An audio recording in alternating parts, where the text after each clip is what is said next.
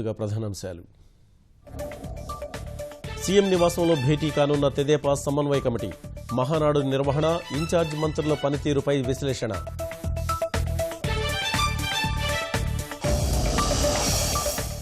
నేటితో ముగియనున్న గవర్నర్ నరసింహన్ పదవీకాలం.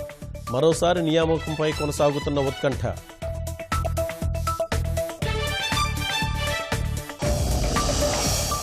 గుంటూరు జిల్లా వేమవరం సర్పంచ్ దారుణ హత్య. ఇంట్లో నిద్రిస్తుండగా కత్తులతో దుండగులు దాడి.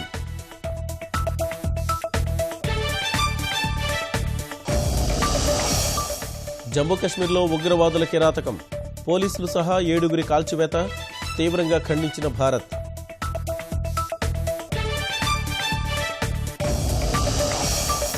ఉత్తర కొరియాతో చర్చలకు అమెరికా సుముఖం.